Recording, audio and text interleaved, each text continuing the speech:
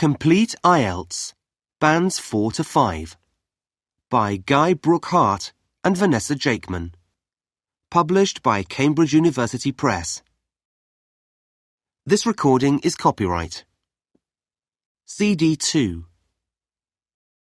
Track 1, Unit 6, Speaking, Exercise 3. Well, some people use a calendar and others use a diary. But I think if you're really busy, you'll make a list, maybe on your iPhone if you have one. Or sometimes you see a note on the back of someone's hand. Track 2, Unit 6, Speaking, Exercise 6. I think birthdays are very easy to forget. You have to write the dates in a diary if you want to remember them. And some older people can't remember where they put their keys or their phone. Oh, and if something unexpected happens, you might forget a lunch date or a meeting. There are lots of things. Track 3, Unit 6, Pronunciation, Exercise 1. You have to write the dates in a diary if you want to remember them. You might forget a lunch date or a meeting. Track 4, Unit 6, Pronunciation, Exercise 2. 1, Sometimes people forget their dentist or doctor's appointment and things like that.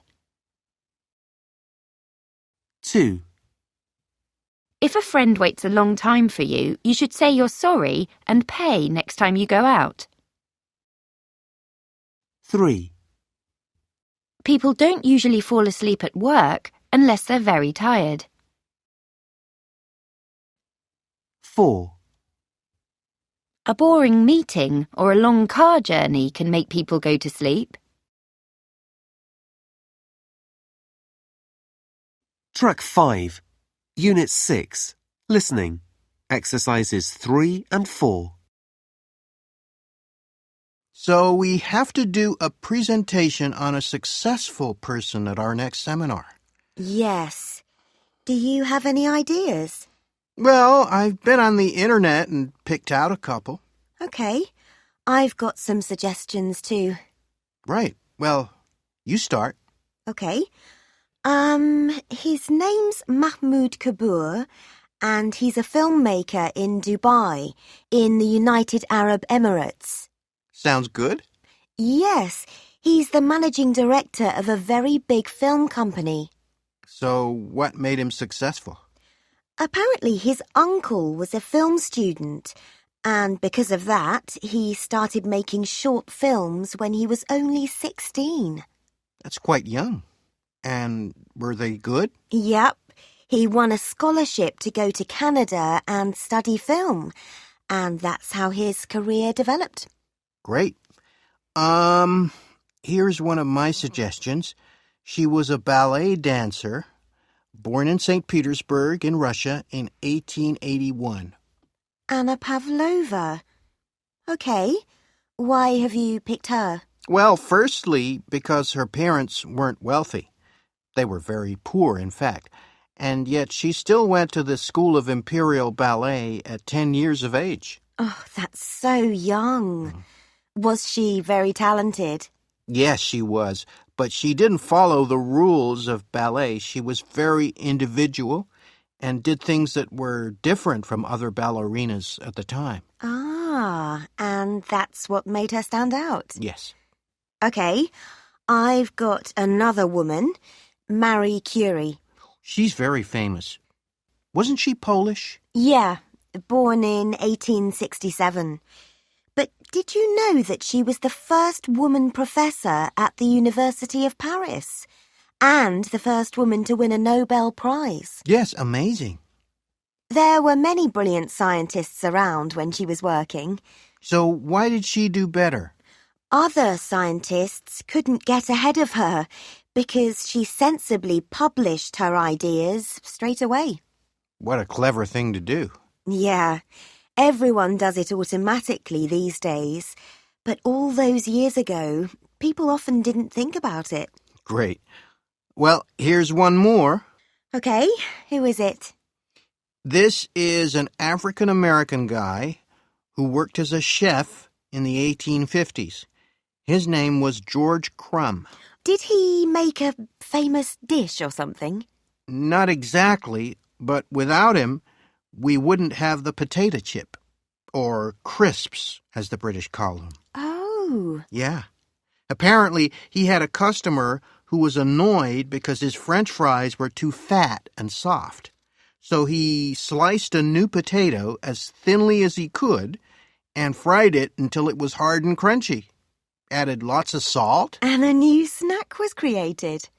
Well, I think we've got some interesting people here.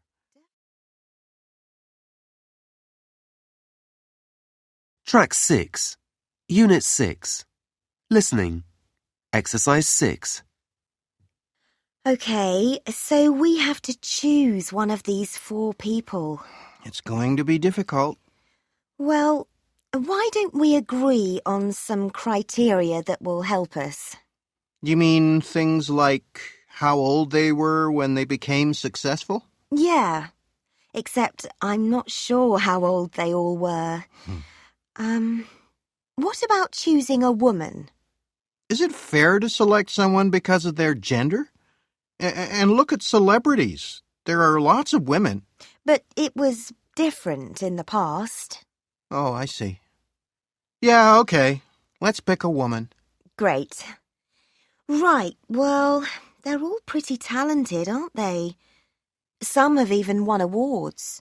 Yeah, but maybe their fame won't last forever. No. So we should pick someone who's done something great on an international level. Yeah, that changed the world. Okay, I think that's it. We've got our 2 criteria. So what do we need to do before we meet again? Well, how much information have we got? Quite a lot of detail about their lives, but not enough about what they did. Okay, so before we meet again, let's both find out as much as we can. It's always better to have too much information. Yeah, you're right. What about pictures? Yeah, I don't even know what this person looks like. Okay, well, we might get some from the library, but I can look on the internet as well. Once we've done that, we can get together and talk about the next stage. Yeah. I don't think we can write the presentation for the seminar yet. Do you? No. Anyway, it'll be fun working together. Yeah. It's been quite an education doing this. Yes, it's made me think about success and what it really means. It isn't about money, is it? No. And you don't have to be experienced to achieve it. It can just be luck. But perhaps in most cases you need to have some natural ability. Yeah, I agree. And I also think you do have to work hard and be determined. Yeah. And really want to succeed. No matter where you are or what you've done before. It's quite a curious thing.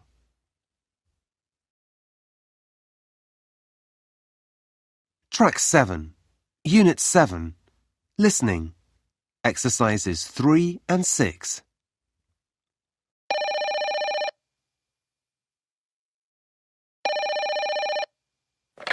Good morning, the writing school. Can I help you? Oh, hi. I'm ringing about the online writing courses you advertise on the internet. Yes. Would you like me to send you a brochure? I would, but I also have some questions. Okay. Well, let me take your details first, and then I can deal with the questions after that. Okay. I just need to fill out this form. So, can you give me your first name, please? Yes, it's Alex. That's great, Alex. And what's your last name? It's Sakdeva. Okay, can you spell that for me? Yes, it's S-A-C-H-D. Is that P? No, D-E-V-A. Okay, I've got that. Now can you give me your address? Well, I'm staying with friends at the moment, but I'll be in my new flat in Preston next week.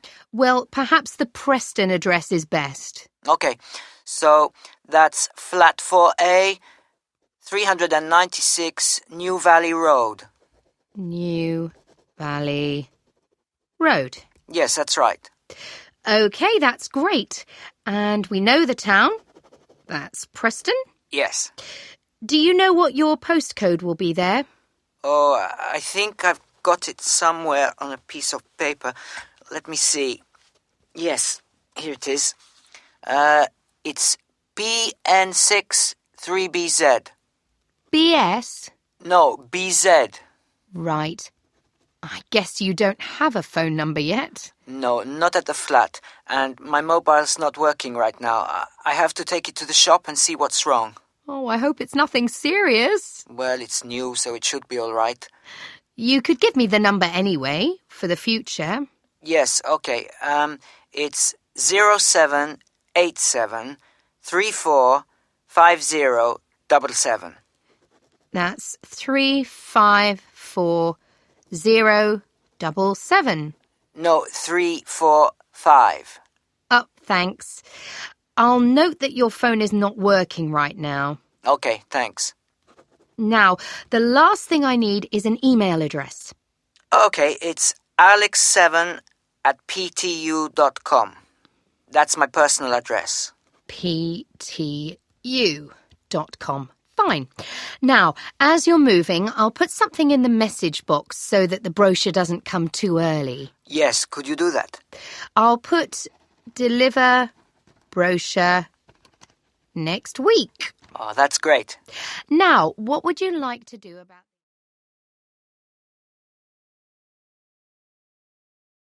Track 8. Unit 7. Listening. Exercises 5 and 6. Now, you can see on our website that we have a lot of courses. What are you interested in doing? Well, I don't want to publish anything. I just want to raise the standard of my own writing. Yes, it depends on whether you want to, write creatively or for fun. We also have fiction writing. That includes writing children's stories.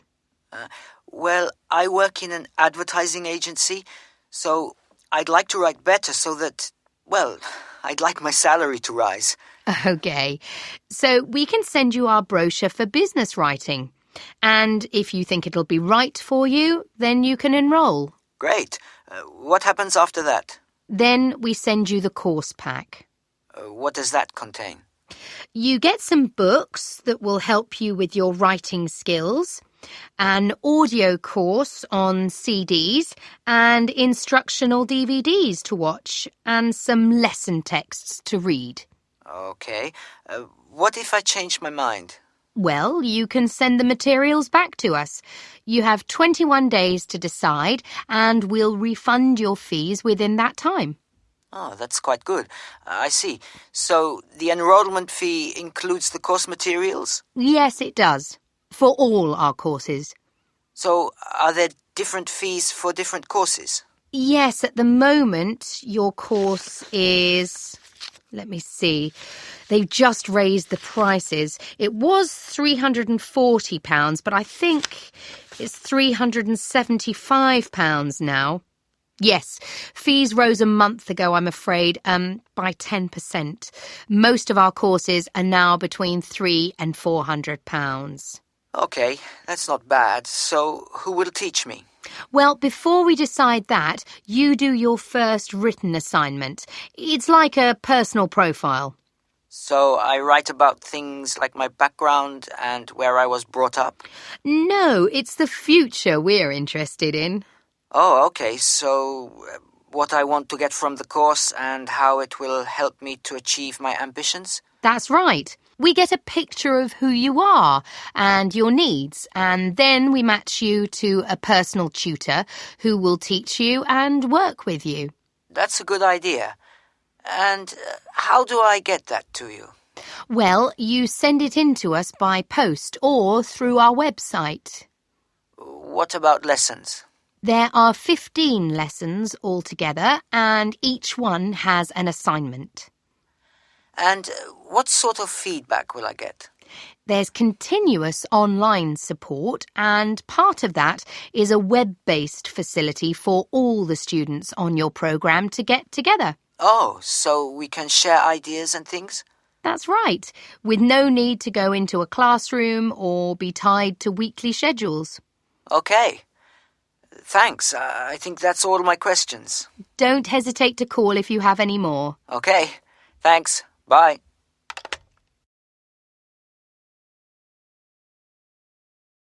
Track 9. Unit 7. Speaking. Exercise 6. Why do some children stop reading books as they get older? Well, I'm not sure. I think it depends. Some children say that they find reading a bit boring, perhaps because they want to do things like play on the computer. Children spend so much time chatting online nowadays. But other children, I think they prefer to read stories about famous people in magazines and newspapers. How could teenagers be encouraged to read more? I would say that it's important to show them that you can get a lot of knowledge from books. The problem is, we can use computers to look up information, so they forget about books, as they seem less interesting. Maybe writers should make books more attractive to young people. Track 10. Unit 7. Pronunciation. Exercise 1. Particularly. Relax. Activities. Imagination. Education. Illiterate. Track 11. Unit 7. Pronunciation. Exercise 2. 1. They like to read with their parents, particularly at bedtime. 2. It helps them relax. 3. Small children do a lot of activities during the day. 4. Books are good for children's imagination. 5. It's part of our education. 6. No one wants to be illiterate when they grow up. Track 12. Unit 7. Pronunciation. Exercise 3. Parents. Secondary. Discussing. Chatting. Important. Enjoyed. Assignment. Computers.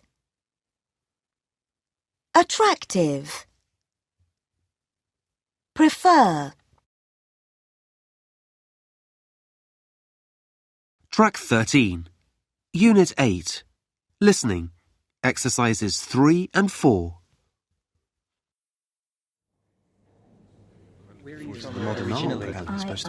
Good morning, everyone, and welcome to the museum. There are a few points that you need to remember. So before you go in, I'll just run through them. Then you can all go off and have a good time.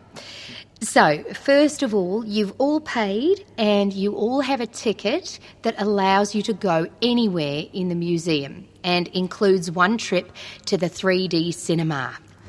So you need to make sure that you put the ticket somewhere that is secure but easy to find. This is partly because you'll need to show it to our staff if you decide to go out at any time. There are 2 restaurants which are outdoors, for example, and anyone who does decide to go outside should go and come back through the grey gates. Please don't use the emergency exits unless there really is an emergency. Now, I'm afraid that if you want to take photographs, you have to purchase a permit at the entrance. We don't allow visitors to take photographs of anything in the museum unless they have a permit. If you'd like a picture of you and your friends at any time, just let us know. We have a number of professional photographers who'll take a photo for you. Another thing is that you must keep everything that belongs to you with you all the time. A lot of people will come to the museum during the day. You'll probably be here for most of the day yourselves, so don't lose your wallet. And make sure you don't leave your mobile phone anywhere. It's easily done, and we aren't responsible for any losses while you're here. As I mentioned earlier, you can go and see any of the films that are on in the 3D cinema. I'll tell you about those in a minute. There's also a schedule on the back of the museum guide. I suggest you get to the cinema entrance roughly 5 minutes early. It takes very little time to seat everyone, so you won't be waiting for the show to begin. Well, I think those are all the instructions I need to give you. Are there any... Track 14. Unit 8. Listening. Exercise 6. Okay, the films which are on today are being shown at different times. They're also about some amazing subjects. Let me tell you a little bit about them. The first one is called The Secrets of the Nile and starts in half an hour at 10 o'clock. It's a beautiful film and it tells the story of the journey that was made down the River Nile for the very first time, starting in the mountains of Ethiopia and passing through the Sudan and Egypt before reaching the Mediterranean Sea. You'll accompany the travellers as they explore some of Africa's truly amazing landscapes. The second film moves off land and into the sea. It's called Wild Ocean, and this one begins at 11:45. So you have some time to look round the museum first if you choose this title. In this film, you'll join the huge number of fish and other animals that live far down near the bottom of the sea. You'll see them search for food, migrate, and fight for survival. Dinosaurs Alive is the third film showing today. It starts at 1:45 p.m. and runs for just 30 minutes. This is a film for people who like special effects because there are plenty of them. Scientists now have a lot of evidence to show that some animals from the dinosaur family are still living on Earth. So in this film, you'll live with a new species of dinosaur that has been recreated using computers. Our final film today is simply titled Arabia. It starts at 2:30 and is a little longer than the others, but it's a really wonderful experience. You'll ride through the desert on a camel. You'll also dive among the treasures of the Red Sea, where you'll explore the ruins of an amazing lost city. Sounds great. Yeah. Well, these are all magical experiences, so I'll let you decide what you want to see. If anyone has any questions at all... Track 15. Unit 8. Speaking. Exercise 2. Let's talk about tourism in your town or village. Can you describe your town or village? I come from Balakova in Russia. It's a very modern industrial city, which is situated on the river Volga. What else? A lot of young professional people who live there work in the offices and industries. Let me think. It's mainly blocks of flats, but we do have some beautiful monuments. Track 16. Unit 8. Speaking. Exercise 6. I'd like to talk about a holiday which I took in 2005. It's a holiday that I remember very well because we had such a fantastic time. I went with 3 other girls who are all friends of mine, and we still talk about this holiday today, even though it's so many years later. I mean, we're all married now. But we decided that we wanted to go away together. So we chose Egypt, which was absolutely, how can I say it? The Red Sea was so clear and so impressive. You can see everything. You know, it's not dirty like so many seas these days. And it has amazing sea life. The kind of creatures that you can only imagine in your dreams. It was funny, because usually I'm a person who's quite scared of things. And I didn't think I would put a mask on my face or go under the water. But I wanted to see the corals so much.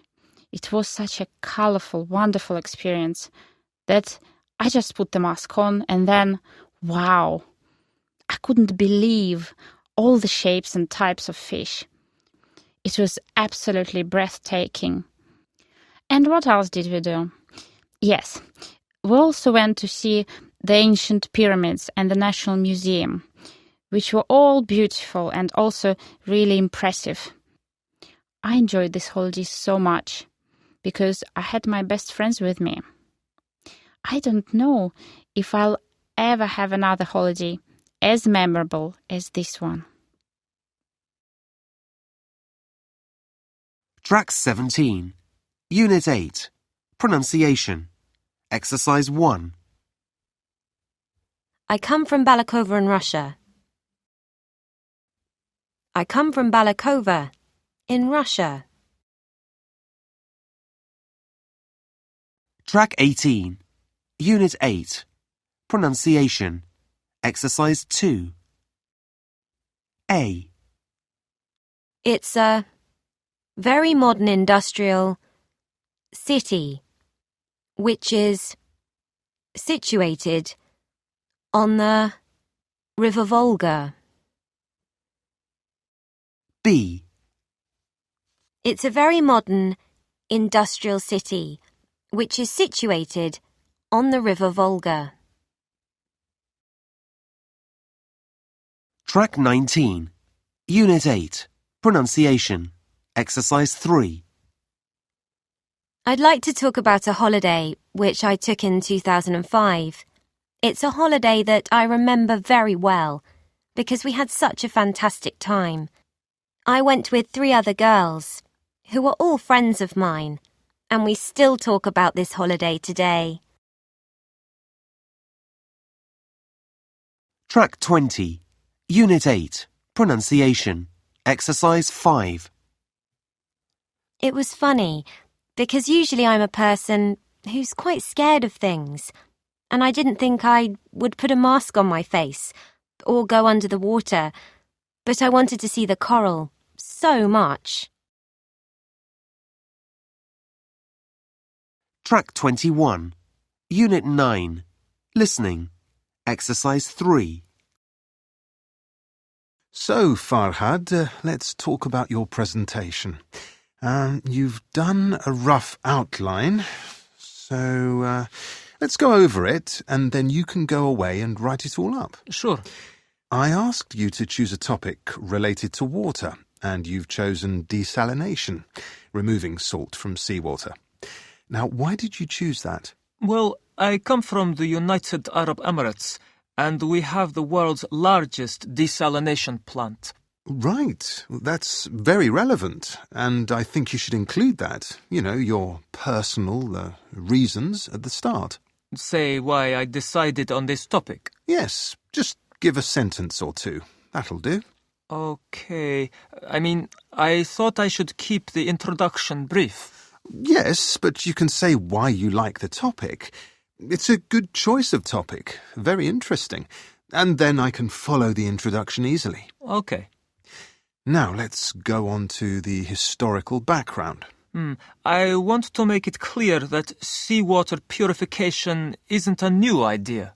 No, indeed, that's a good point to make. So I'm going to describe some of the older methods from the past. I got a bit lost reading your notes here. Is it too long? Well, I think the real problem is that the information isn't in any logical order. I see. Well, it is just notes.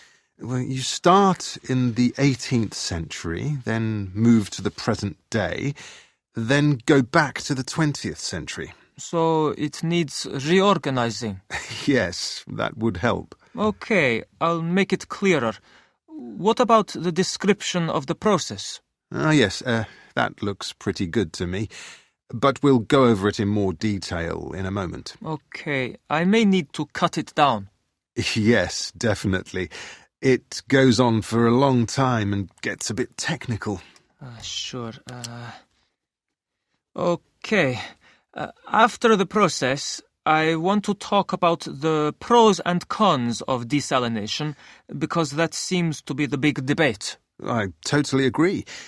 But you need to sort this section out. Yes, it is a bit confusing. I think you should present the main points one at a time. Okay. What, the advantages and disadvantages? Yes, and talk about each one individually. Okay, rather than presenting them all together. It's hard for your listeners to take in like that. It's all a bit unclear at the moment. I see. So, lastly, you conclude that we need to look for alternative ways to remove salt from seawater. Well, yes. Do you think that's the wrong conclusion? No, not at all. However, you should tell your audience exactly why you think this. I will, in the previous section. But you need to summarize the reasons again in the final part of your presentation. Oh, I see. Right. I'll mention them briefly then. Just a list will do. That'll make the conclusion a better length as well. Okay. Thanks very much, Dr. Tyler.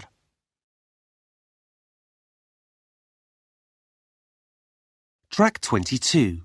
Unit 9. Listening. Exercise 6. Okay, so let's have a closer look at the section on the process of desalination. Well, I just need to outline the principle of the process, don't I? Yes.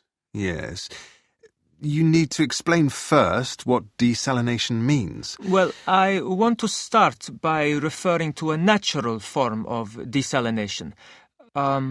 And to say that a seabird filters salt out of seawater in its throat. Okay, that's interesting. So they just spit the salt out, do they? Yes. Right, that's a good introduction. Then you can go on to describe the mechanical process. Yes, well, the first stage is the collection. It involves a large plant that collects the water. Actually, it goes through a canal, and that passes the water into the plant, which treats it, you know? Removes all the rubbish? Yes. So the treatment's the second stage. What happens next? Well, the next stage is that it goes through a lot of pipes until it reaches the point where the salt is removed. Okay, so that's the next point on your chart. Yes. I can talk about this quite a lot. The salt's separated from fresh water. Right. The water passes through a membrane. Not exactly. That's the whole thing. The seawater has to be forced, pumped, and a lot of pressure is involved. You need to make that point. Explain that the water doesn't go freely. No, because the salt is heavy. This is the really expensive part of the process. Okay. So after that, what happens? Well, there's some more treatment after the high-pressure filtering process, but eventually the system produces fresh water. Okay. It might be good to mention what's left over. Salt. And that's a really big problem. Where does it go? After the desalination process, the substance that remains, it's called brine, it's a very salty substance and it goes back, usually into the sea. It's not good for fish, though. It damages marine life. Well, you can discuss that in the next section of your presentation. Yeah. So, anyway, a lot of the fresh water that's produced is used for human consumption. Yes, and? It's also used for irrigation, for watering farmland. Great. Well, you've mentioned some of the disadvantages there. Track 23. Unit 9. Speaking. Exercises 3 and 4. I'm going to talk about an activity that I enjoy doing, and that's fishing. Actually, I think someone said that fishing's the most popular hobby in the world. So, how do I get ready? Well, if you go fishing, then first you have to get up early. Then you need to pack all your equipment, and that includes a long, thin stick. I think it's called a rod, a box or tin to put the fish in, and some the little things that you use to attract the fish. Also, you need to take some warm clothes, perhaps, and lastly, you need something to drink and maybe a sandwich because you can get hungry. There are lots of places where you can go fishing. Some people go to rivers, but I live near the beach, so I fish in a small yellow, type of boat. I wear a life jacket because I usually row the boat out to sea, about 1 kilometer, so people can't always see me. Fishing is really quite simple. You just sit and wait. I love it because it's so peaceful. It's perfect. But also it's very exciting when you catch something. I usually get these, what are they called? Long black and white fish. All in all, it's a wonderful activity. It's like a sport, but you're just competing with yourself or with the natural world. Track 24. Unit 9. Speaking. Exercise 7. What water sports are popular among young people? I think there are many water sports that are popular. Near beach resorts, for example, the popular sports include things like surfing, sailing, water skiing. Other sports that young people enjoy are, let me think, canoeing, rowing perhaps, and, the main one's swimming, because you can do that in a pool anywhere. How are sports like surfing and swimming different? Well, there are several ways. For a start, you need a lot of waves to surf, whereas swimmers usually prefer calm water. Also, you need more equipment to surf. You know, a board and maybe a wetsuit. Yeah, and lastly, swimming's cheaper than surfing. Why do some people not enjoy water sports? I think it depends on the person, but the most important reason is probably that they can't swim. They don't like it if it's deep and their feet don't touch the bottom. Even some people who can swim are afraid of water. Another possibility is that these days the sea can be very polluted and they may be afraid of getting ill.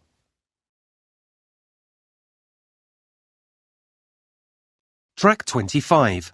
Unit 9. Pronunciation. Exercise 1. The main one's swimming, because you can do that in a pool anywhere. Track 26. Unit 9. Pronunciation. Exercise 3. 1. For a start, you need a lot of waves to surf, whereas swimmers usually prefer calm water. 2, Yeah. And lastly, swimming's cheaper than surfing. 3, Even some people who can swim are afraid of water. 4, Another possibility is that these days the sea can be very polluted and they may be afraid of getting ill. Track 27, Unit 10, Listening, Exercise 4. Last week, we looked at some of the features of modern houses, and today we're going to turn the clock back and look at traditional house design. I've chosen to start with Samoa, which is part of a group of Polynesian islands in the South Pacific Sea, because the influence of culture and weather on house design is quite clear there. So let's have a look at, first of all, at the overall design of a traditional Samoan house. Now, these days, houses in Samoa have become more modern and are usually rectangular. But traditional designs were round, or sometimes they were oval in shape. Here's a picture. This traditional style is still used, often for guest houses or meeting houses, and most Samoan villages have at least one of these buildings. As you can see, there are no walls, so the air circulates freely around the house. Samoa is a place that experiences high temperatures, but the open design of the house also reflects the openness of Samoan society. If the occupants want shelter, there are several blinds made of coconut leaves that can be lowered during rainy or windy weather. Or indeed, the blinds can also be pulled down if people want some privacy. The foundations of the house, that's the part beneath the floor, are raised slightly. In the past, the height was linked to the importance of the occupants, which we'll talk about another time. However, the floor of the house was usually covered with river stones. Today, we have a range of methods for balancing the temperature inside a building, but the stones on the floor of a Samoan home are ideal for cooling the building on hot days. Now, let's have a close look at the roof. This, as you can see in the picture, is dome-shaped and traditionally thatched or covered with leaves from the sugarcane. That's an established crop in Samoa. This was a job for the women, and it involved twisting the leaves and then fastening them with a thin strip of coconut leaf before fixing them to the roof in several layers. Now, the shape of the roof is important. You can see that the sides are quite steep, and that's done so that the rain falls straight to the ground without moisture going through the leaves and causing leaks or dampness inside the house. Then you'll notice how high the top of the roof is. This is a way of allowing heat to rise on sunny days and go through the thatching, thereby cooling the house. So, how does the house stay upright? Well, there are a number of evenly spaced posts inside. They encircle the interior of the building and go up to the roof and support the beams there. They're also buried, usually about 1.5 meters in the ground to keep them firm. These posts are produced using local timber from the surrounding forests. They're cut by men from the family or village, and the number varies depending on the size and importance of the house. Now, these posts were a very significant part of Samoan culture and did much more than hold up the roof. When there were meetings, people sat with their back to certain posts, depending on their status in society. So there were posts for chiefs, according to their status, and posts for speakers, and so on. And ordinary people sat around the side on mats. The last area I want to look at today is the attachment of the beams and posts, what you call fixing the construction. Traditionally, no nails or screws were used anywhere in such a building. Instead, coconut fibres were braided into rope to fix the beams and posts together. The old people of the village usually made and plaited the rope. This was a lengthy process. An ordinary house used about 40,000 feet of this rope. And as you can see in this picture, the rope was pulled very tightly and wound round the beams and posts in a complex pattern. And in fact, the process of tying it to the beams so that it was tight and strong enough to keep them together is one of the great architectural achievements of Polynesia.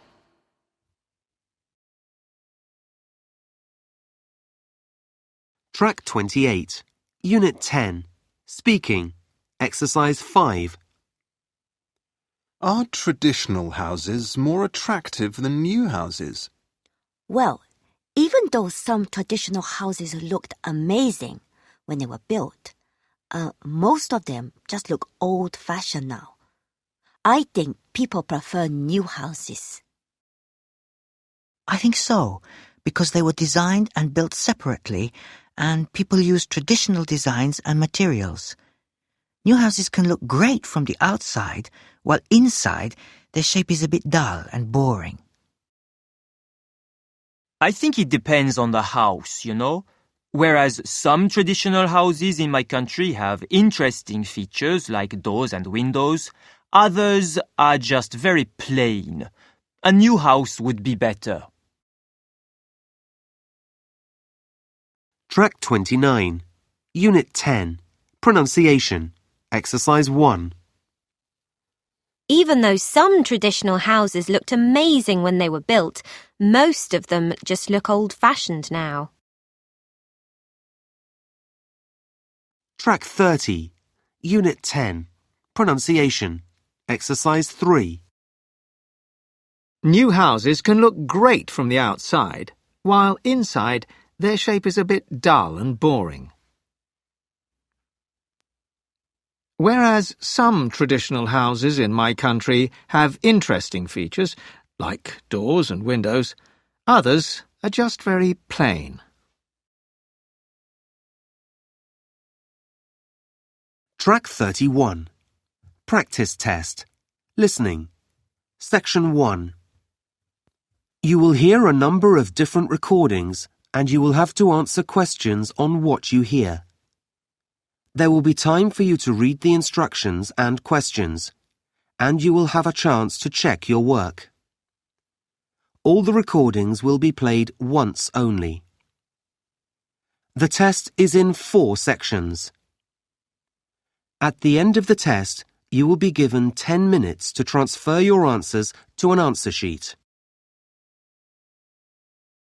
Now turn to Section 1.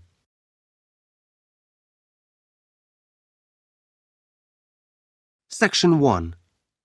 You will hear a woman talking on the phone to a hotel receptionist. First, you have some time to look at questions 1 to 5.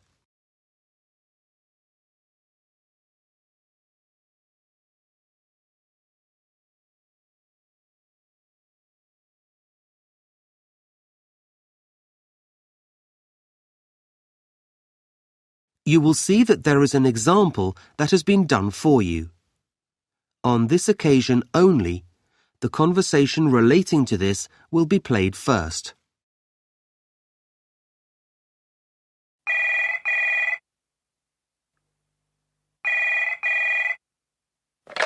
Good morning, Atlas Hotel. Can I help you? Oh, yes.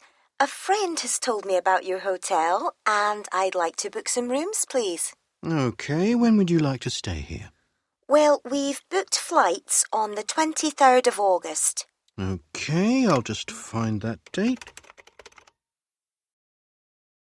The arrival date is the 23rd of August, so 23rd August has been written in the space. Now we shall begin.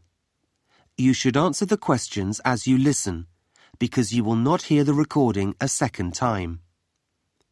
Listen carefully and answer questions 1 to 5.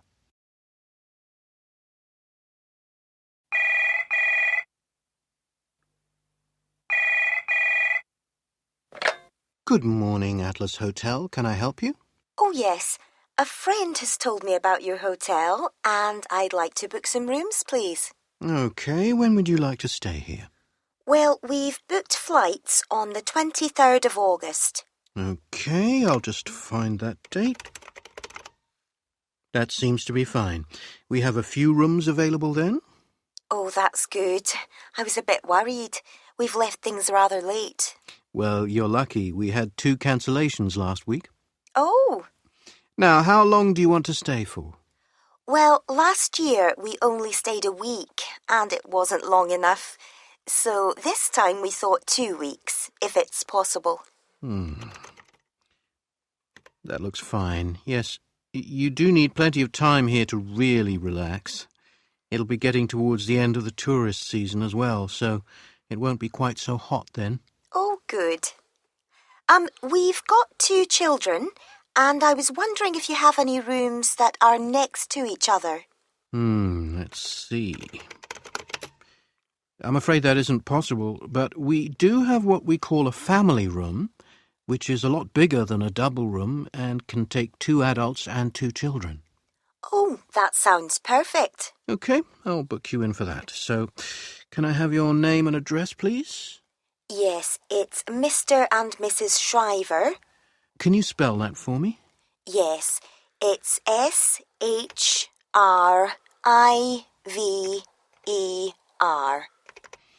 Thank you. And you said 2 children, didn't you? Yes, they're 2 boys of 10 and 12. Fine. And can I have your home address? Yes, we live at flat 29, Tower Heights. Okay. Is that England? No, it's Scotland, actually. We're from Dunbar. The postcode's EH41 2GK. Okay, great. That's a country I'd really like to visit. You'd have to bring a lot of warm clothes. I know. And can I have a contact telephone number? Sure. Our home number is 0131 9946 5723. 723. Thank you. I hope you don't mind, but we always ask our guests what the purpose of their trip is. I'm guessing yours is a holiday? Yes, we're really looking forward to it. Before you hear the rest of the conversation, you have some time to look at questions 6 to 10.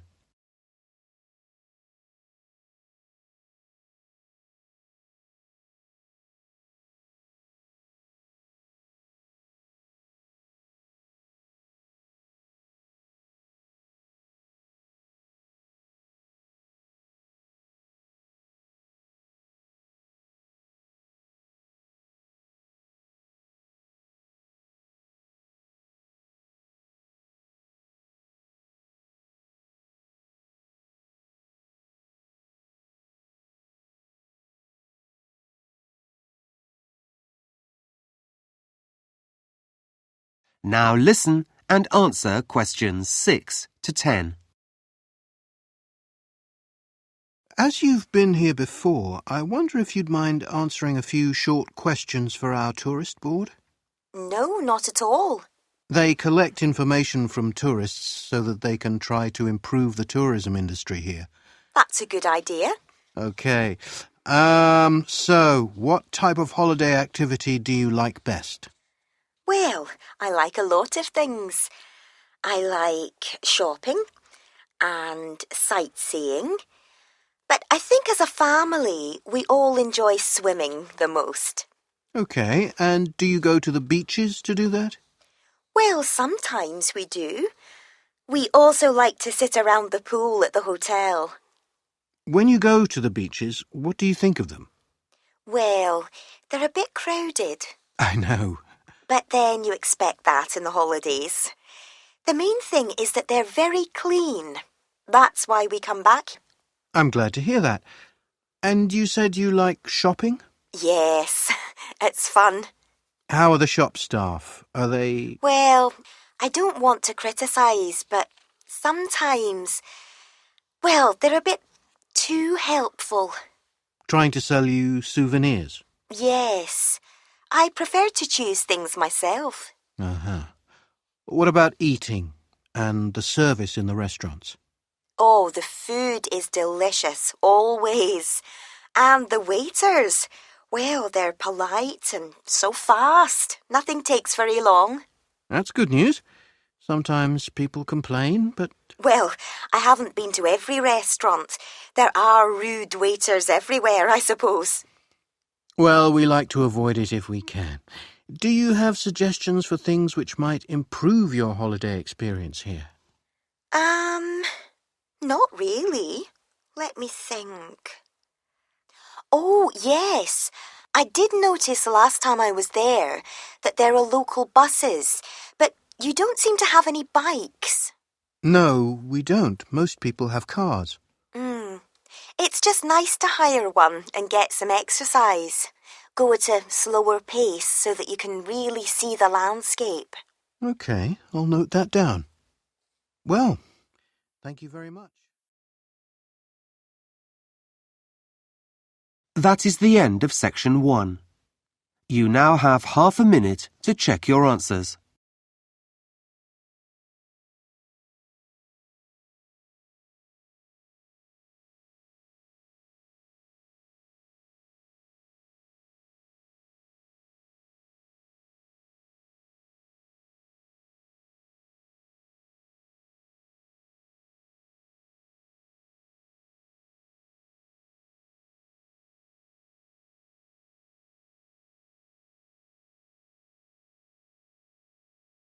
Now turn to section 2.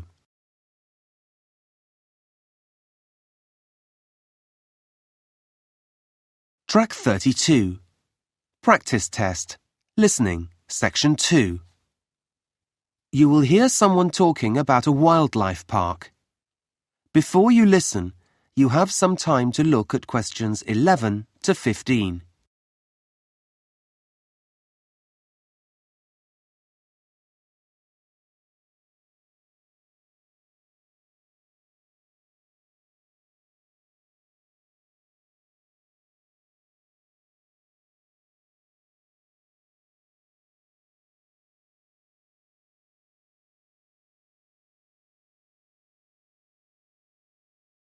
Now listen carefully and answer questions 11 to 15.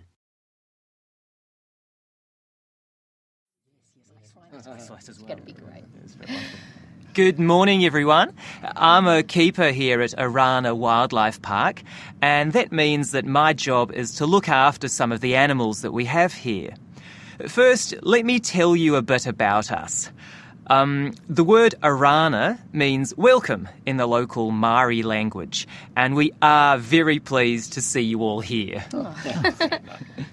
As you probably know, we're run by a charity, and we specialise in endangered species of animals, birds and reptiles. The park grounds cover 80 hectares of land, and we have 400 animals altogether from 70 different species. So that you can see the animals in their natural environment, we've built streams and banks to separate you from the animals and make sure your trip around the park is safe. Our animals come mainly from here, New Zealand, and from Australia, Africa and South America. There are a lot of animals to see and quite a number of things you can do here, so let me tell you about a few of the exciting encounters before you decide where to go. One of our most popular animals is a type of giraffe called a Rothschild. It's easy to spot. It has 3 horns rather than the usual 2. Giraffes are amazing animals close up, and you have an opportunity to hand feed them here at the park at 12 noon or 3 in the afternoon. This is one of the most popular activities and will be one that you'll never forget. In fact, we believe hands-on education is very important, so you can touch or pat a variety of friendly animals, such as cows and goats, at the farmyard. This experience goes on all day and is designed to help children take an interest in animals and their environment. I can assure you it's not at all dangerous. Another exciting activity for visitors is watching some of our big cats reach speeds of up to 70 kilometres per hour during their exercise run. The cheetah is the fastest land mammal, and this event takes place at 3:40 every day. You can watch them go down their paddock in under 30 seconds.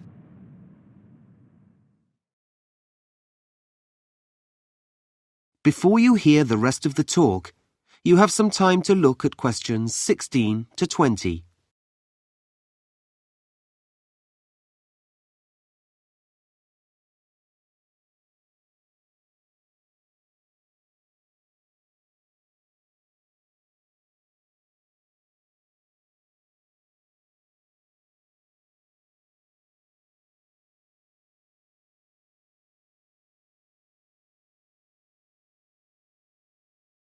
Now listen and answer questions 16 to 20.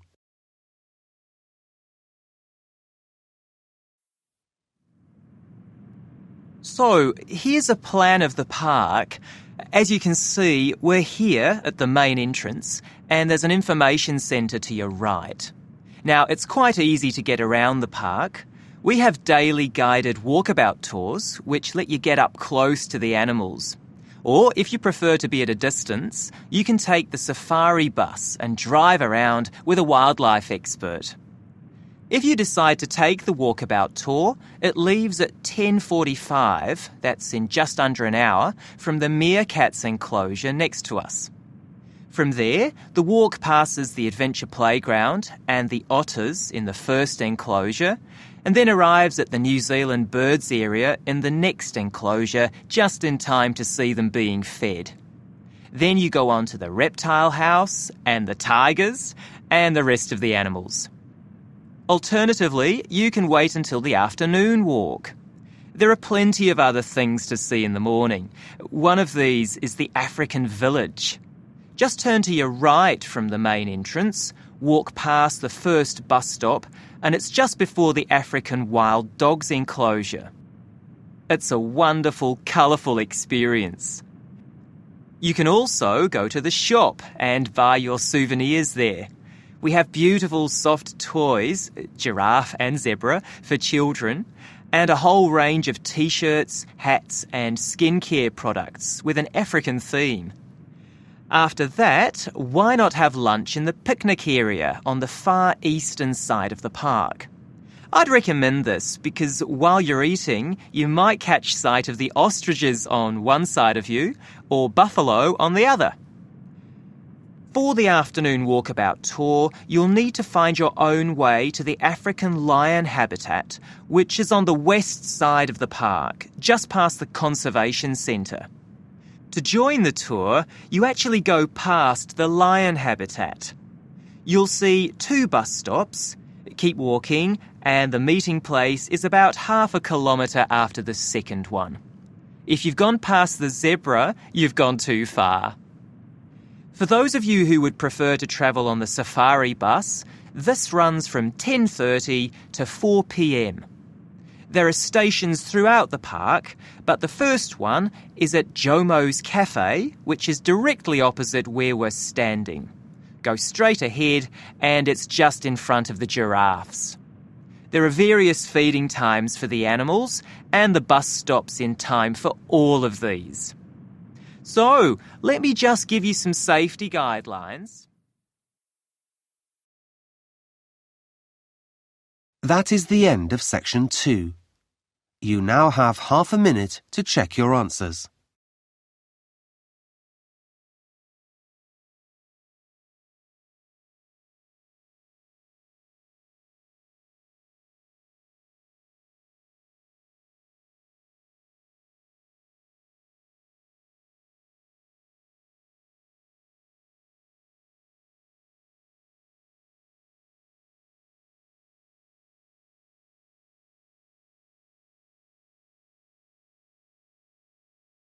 Now turn to section 3.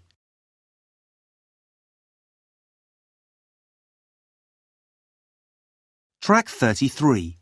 Practice test. Listening. Section 3. You will hear 2 students giving the results of a survey they conducted. First, you have some time to look at questions 21 to 25.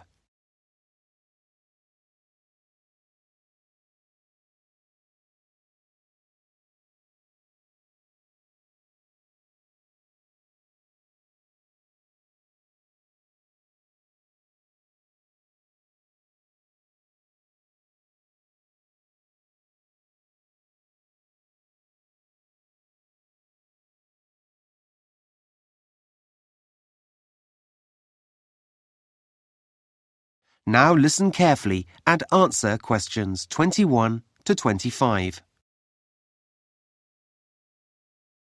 Right, now it's time for Sylvie and Daniel to give us the results of their survey into the study skills course that some of you did last term. Thanks, Mr. Driver. Shall I start, Daniel? Sure, go ahead. Okay. Well, as you know, some students in our year did the study skills course run by the English department last term.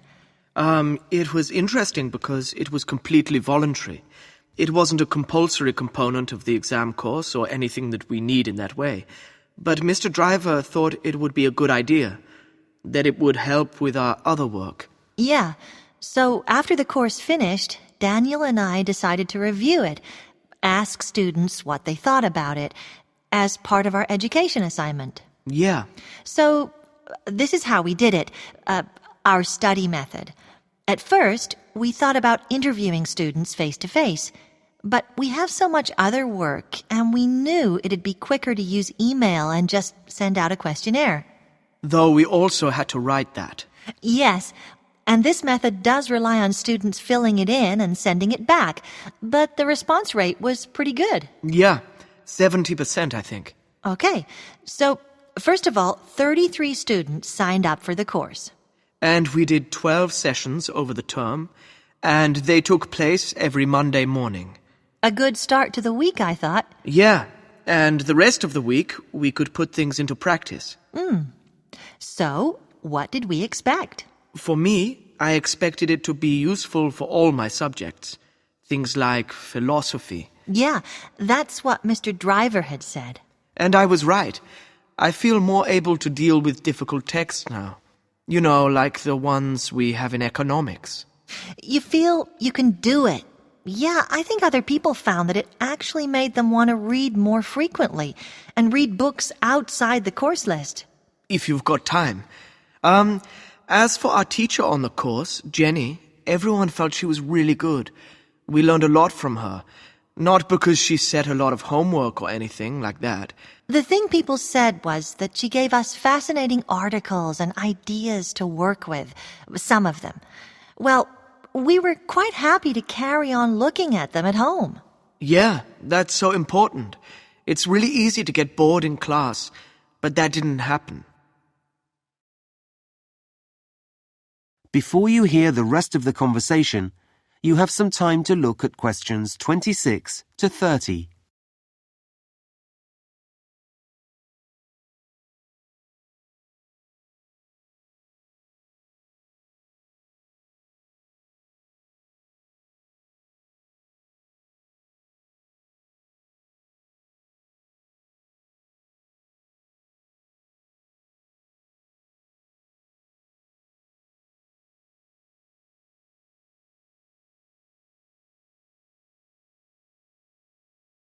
Now listen and answer questions 26 to 30. Okay, so we've done a couple of charts. Let's have a look at the findings. I'll put up the first chart. This is your overall view of the usefulness of the course. And as you can see, only a small percentage of students didn't feel it was useful. Which is good. Yeah, everyone else had a positive view of the course. And more than half of us, that's about 60%, thought it was very useful. Which, well, as this is the first time the course has been run, I guess this is a strong recommendation for it to take place again next year. The next chart shows how useful you felt each part of the course was. So, just to remind you, there was the speed reading component. That came out top. No surprise there, really. On the other hand, giving talks was, well, we all like talking, but it's not something we have to do that often. Yeah, so that was the least useful. Then the note-taking component you found to be quite useful, and you had a lot of comments about that. Okay, so let's have a look at some of your comments. You said a lot about the activities, but the main comment seemed to be that the techniques we learned on the note-taking course helped us focus more in lectures. Several people said that they daydream much less. Yeah, have a longer attention span. So that's the first benefit. The second is that students said they really appreciated the instruction on when to use a diagram to take notes. Like many people, I'd never thought of this technique, but now I find it really helpful. And it's much more fun. Yeah. And then the last comment we wanted to mention was about the type of paper that we used in the note-taking sessions. It seems obvious now that a wide margin down the side of the paper provides another area where you can add points that you've missed. And that makes it a lot easier to read the notes afterwards. Okay, so now we'll look at the results. That is the end of section 3. You now have half a minute to check your answers.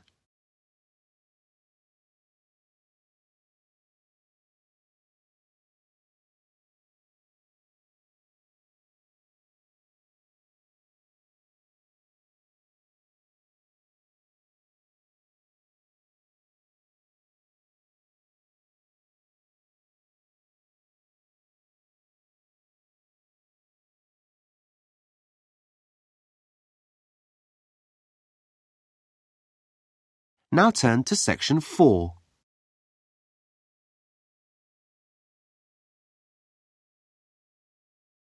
Track 34. Practice test. Listening, section 4. You will hear a lecture about airport design. First, you have some time to look at questions 31 to 40.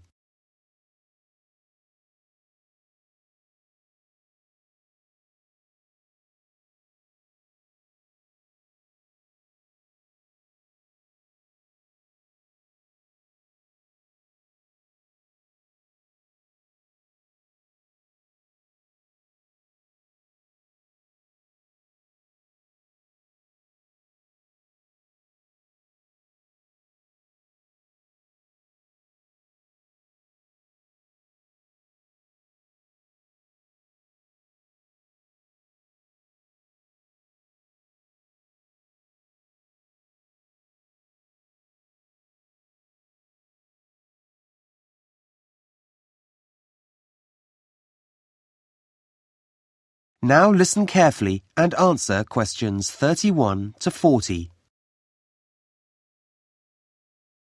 Good morning, everyone.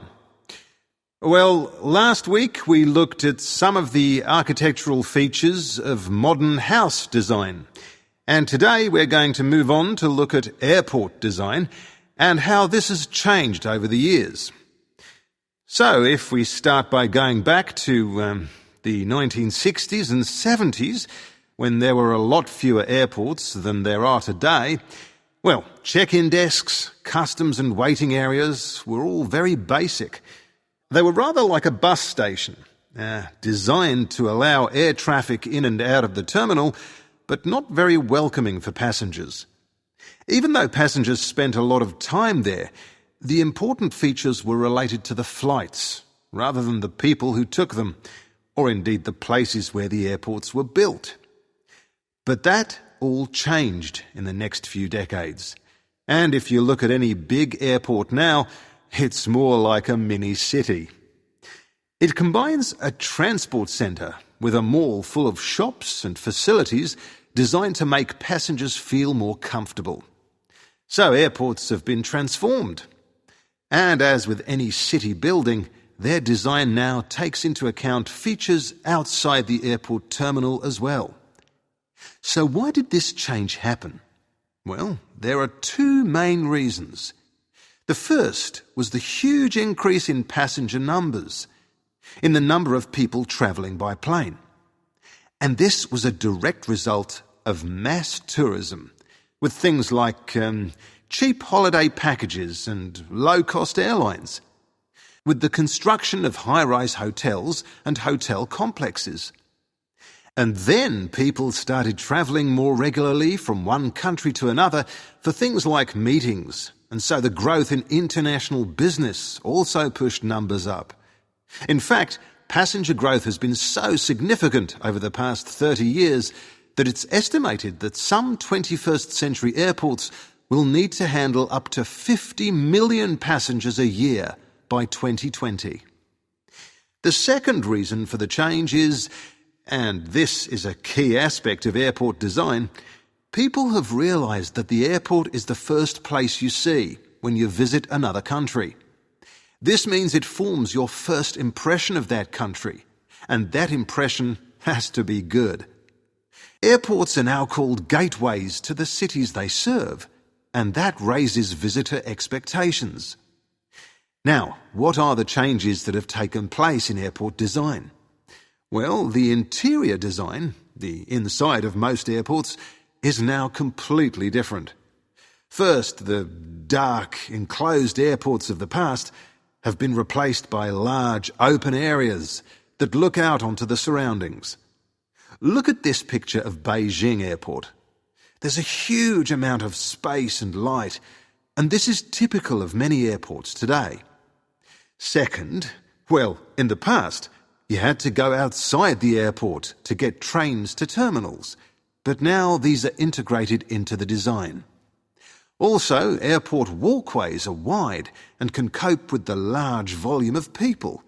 People who want to feel calm and relaxed, who want to get around the airport easily. In this way, the stress of modern travel has been minimised.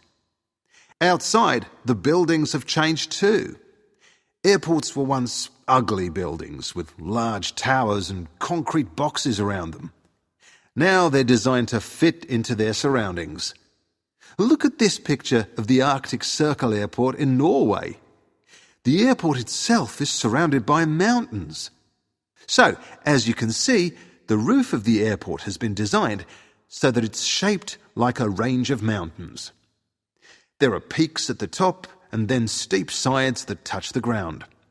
In the same way, these airports in Thailand and India have beautiful shaded gardens all around them that reflect the landscape of the country. They also provide a connection with local tradition and art. Another feature that is important inside airports too. And there's one final but very important issue. It's been said that airports are a new building type. They're often light steel structures with what looks to the passenger like a lot of glass.